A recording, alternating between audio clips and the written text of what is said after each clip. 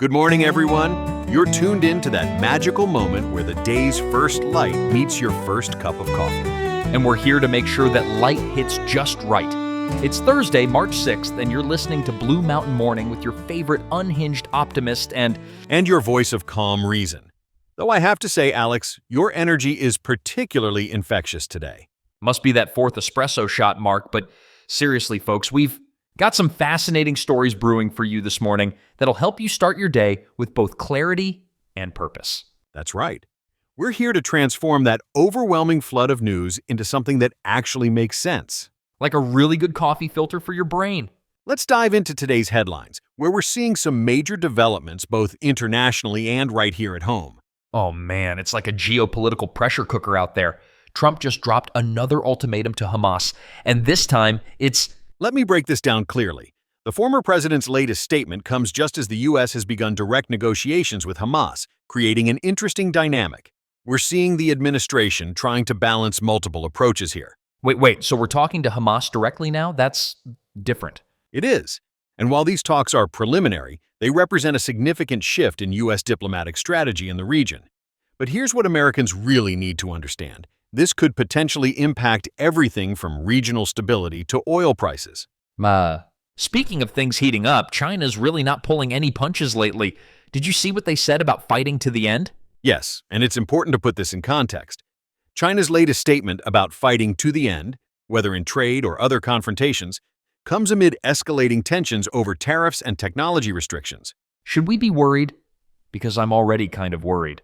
Rather than worry, let's focus on what this means for average Americans. These trade tensions could affect prices on everyday items, from electronics to clothing.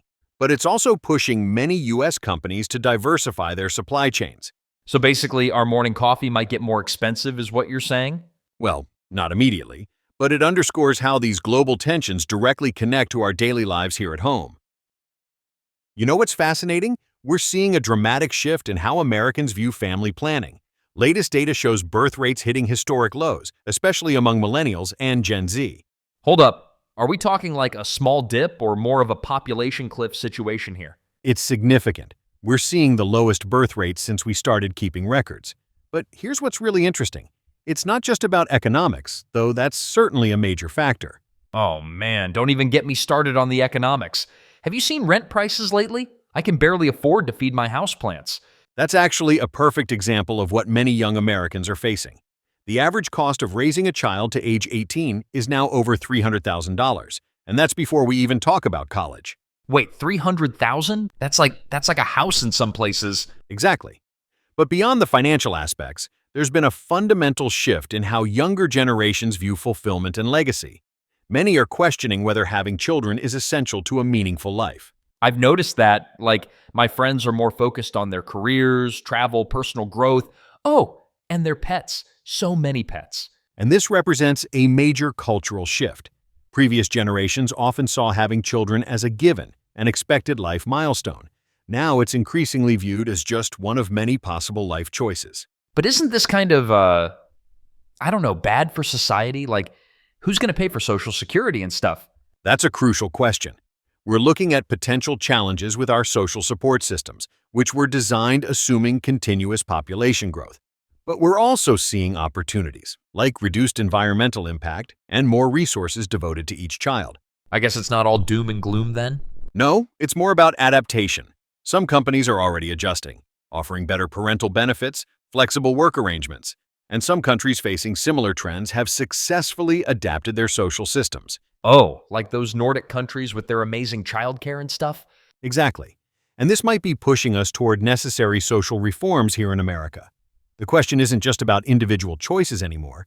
It's about how we as a society support families, whatever form they take. So basically, we're not having fewer babies because we hate kids. We just want better conditions for having them? That's a big part of it, and it's forcing us to have important conversations about work-life balance, healthcare, education, and what we value as a society. You know, reflecting on everything we've discussed today about changing family dynamics and life choices, I'm reminded of something pretty profound. Oh, do tell. Sometimes the bravest thing we can do is question the paths that were laid out for us and choose what truly resonates with our own hearts. Just like those millennials redefining what success looks like. Exactly. Whether it's choosing to have kids, focusing on career, or finding purpose in other ways, there's no one-size-fits-all approach to a meaningful life. Take a moment to notice how a single leaf dances in the wind, neither resisting nor controlling, simply being present in its perfect natural flow. Just like that leaf, we too can find our own rhythm. And that brings us to the end of another Blue Mountain morning. You know, sharing these moments with you all feels like having coffee with old friends. Oh my God, yes. And speaking of friends, if you've got any who could use a calm start to their day, why don't you share our little mountain retreat with them? We'd love to give them a shout out too. Just drop us a line at bluemountainmorningpodcast@gmail.com.